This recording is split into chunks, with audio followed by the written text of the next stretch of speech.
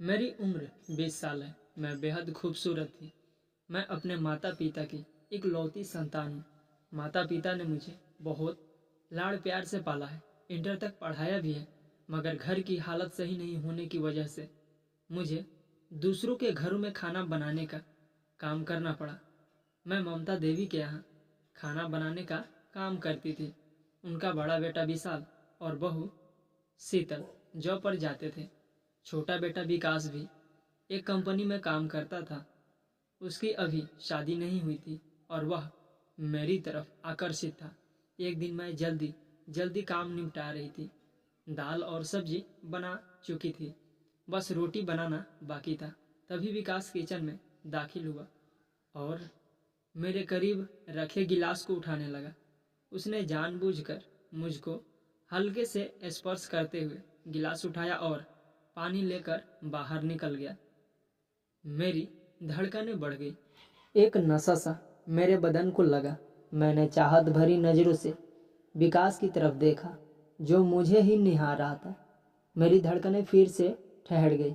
मुझे लगा जैसे पूरे जहान का प्यार लिए विकास ने मुझे आगोश में ले लिया हो और मैं दुनिया को भूलकर विकास में खो गई। तभी ममता देवी अखबार ढूंढती हुई कमरे में दाखिल हुई और मेरा सपना टूट गया।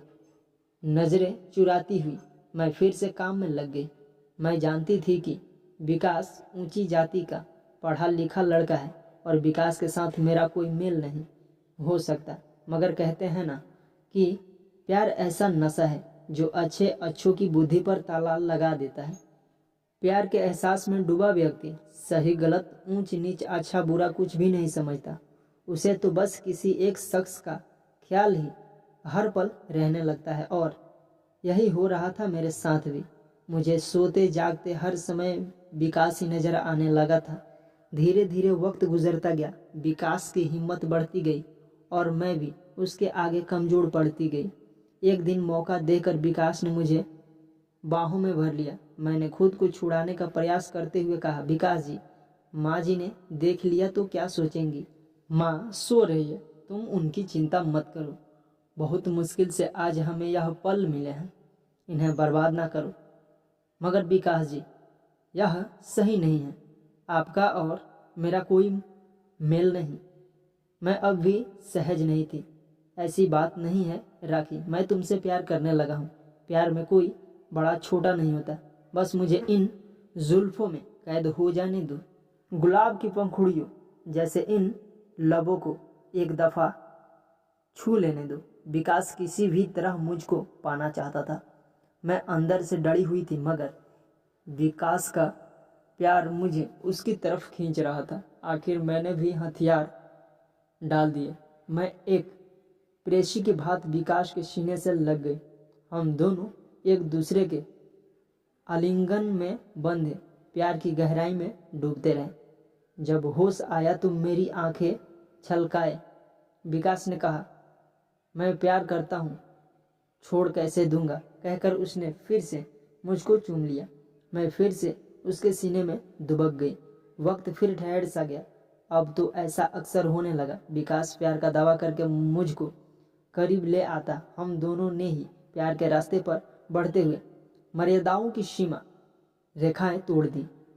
मैं प्यार के सुहाने सपनों के साथ सुंदर घर संसार के सपने भी देखने लगी थी। मगर एक दिन मैं यह देखकर भावचकित रह गई कि विकास के रिश्ते की बात करने के लिए एक परिवार आया हुआ है। माँ बाप के साथ एक आधुनिक, आकर्षक और स्टाइलिश लड़की बैठी हुई थी। ममता देवी ने मुझसे कुछ खास बनाने की गुजारिश की तो मैंने सीधा पूछ लिया, यह कौन लोग हैं? जी, यह अपने विकास को देखने आए हैं। इस लड़की से विकास की शादी की बात चल रही है। सुंदर है ना लड़की? ममता देवी ने पूछा तो मैंने हाँ में सिर हिला दिया। मेरे दिलो दिमाग में तो एक भूचाल सा आ गया था। उस दिन घर जाकर भी मेरी आंखों के आगे उसी लड़की का चेहरा नाचता रहा। आंखों से नींद कोसों दूर थी। अगले दिन जब मैं विकास के घर खाना बनाने गई तो सबसे पहले मौका देकर मैंने विकास से बात की। यह सब क्या है विकास? आपकी शादी की बात चल रही है, आपने अपने घर वालों को हमारे प्यार की बात क्यों नहीं बताई? नहीं राखी, हमारे प्यार की बात मैं उन्हें नहीं बता सकता, मगर क्योंकि हमारा प्यार समाज स्वीकार नहीं करेगा। मेरे माँ बाप कभी नहीं मानेंगे कि मैं एक नीची जाति की लड़की से शादी करूं। विकास ने बेशर्मी से कहा। तो फिर प्यार क्यों किया था आपने? शादी नहीं करनी थी तो मुझे सपने क्यों दिखाए थे? तड़प कर मैं बोली। देखो राखी, समझने का प्रयास करो। प्यार हम दोनों ने किया है। प्यार के लिए केवल हम दोनों की रजामंदी चाहिए थी, मगर शादी एक सामाजिक रिश्ता है। शादी के लिए समाज की अनुमति भी चाहिए। शादी तो मुझे घर वालों के कहे अनुसार ही करनी होगी। यानी प्यार नहीं, आपने प्यार का नाटक खेला है मेरे साथ। मैं नहीं, केवल मेरा शरीर चाहिए था। क्यों कहा था मुझे कि कभी अकेला नहीं छोड़ोगे? मैं तुम्हें अकेला कहाँ छोड़ रहा हूँ राखी। मैं तो अभी तुमसे ही प्यार करता हूँ मेरी जान। यकीन मानो, हमारा यह प्यार हमेशा बना रहेगा। शादी भले ही उससे कर लूँ, मगर हम दोनों पहले की तरह ही मिलते रहेंगे। हमारा रिश्ता वैसे ही चलता रहेगा। मैं हमेशा तुम्हारा बना रहूँगा। मुझको कसकर पकड़ते हुए विकास ने कहा। मुझको लगा जैसे हजारों बिच्छू ने मुझे जकड़ रखा हो। मैं खुद को विकास के बंधन से आज़ाद कर काम में लग गई। आंखों से आंसू बह जा रहे थे और दिल तड़प रहा था।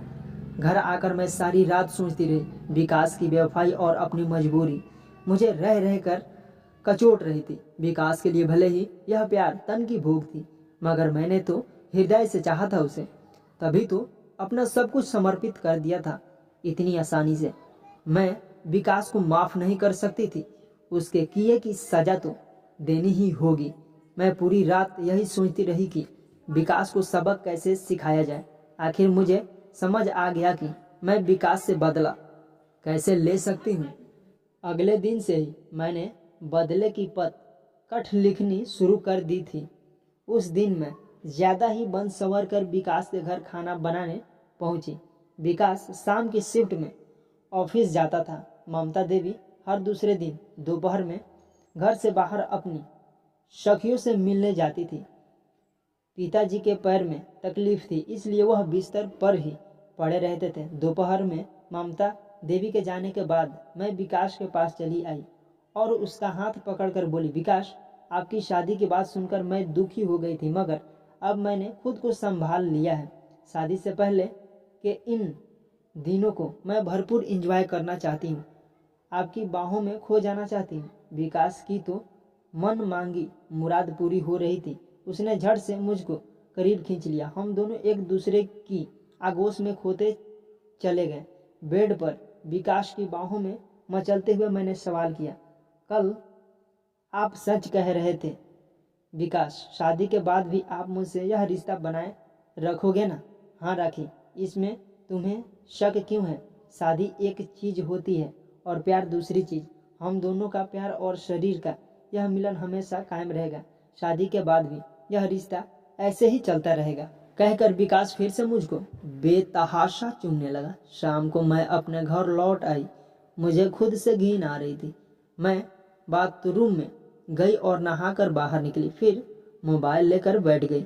आज के हमारे शारीरिक मिलन का एक एक पल इस मोबाइल में कैद था। मैंने बड़ी होशियारी से मोबाइल का कैमरा ऑन करके ऐसी जगह रखा था जहां से हम दोनों की सारी हरकतें कैद हो गई थी। काफ़ी देर तक का लंबा अतरंग वीडियो था। एक हफ्ते के अंदर मैंने ऐसे 2-3 वीडियो और शूट कर लिए।